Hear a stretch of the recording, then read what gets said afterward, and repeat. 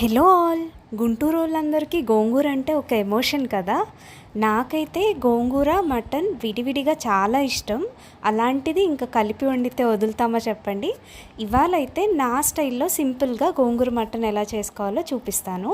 ముందైతే కొంచెం ఎండు కొబ్బరి, మిరియాలు, లవంగాలు, షాజీరా, అలానే కొంచెం చెక్క, ఇవన్నీ కొంచెం లో ఫ్లేమ్లో వేయించుకొని మిక్సీ పట్టుకోవాలి.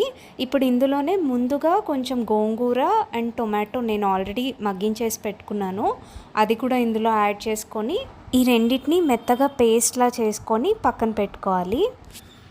ముందైతే కుక్కర్లో కొంచెం ఆయిల్ వేసుకొని సన్నగా కట్ చేసి పెట్టుకున్న ఉల్లిపాయ అండ్ పచ్చిమిర్చి అండ్ అలానే కరివేపాకు, ఈ మూడు యాడ్ చేసుకొని ఫస్ట్ ఒక 2 minutes ఫ్రై చేసుకోవాలి.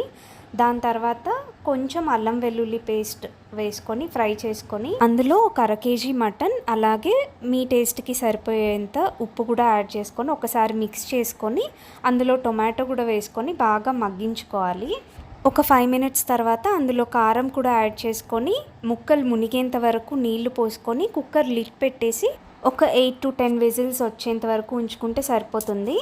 ఇప్పుడు మూత ఓపెన్ చేసి అందులో కొంచెం కొత్తిమీర, అలాగే మనం ముందుగా గ్రైండ్ చేసి పెట్టుకున్న గోంగూర పేస్ట్, ఈ రెండు యాడ్ చేసుకొని ఈ స్టేజ్లో మీకు ఉప్పు, కారం అండ్ అలానే కొంచెం గ్రేవీ కావాలనుకుంటే వాటర్ కూడా యాడ్ చేసుకొని ఒక 3 to 5 minutes కుక్ చేసుకుంటే సరిపోతుంది. అంతే, చాలా టేస్టీగా ఉండే గోంగూర మటన్ రెడీ. ఇది బిర్యానీ ఆర్ బగారా రైస్లో కంటే వైట్ రైస్లోకి ట్రై చేయండి, చాలా బాగుంటుంది.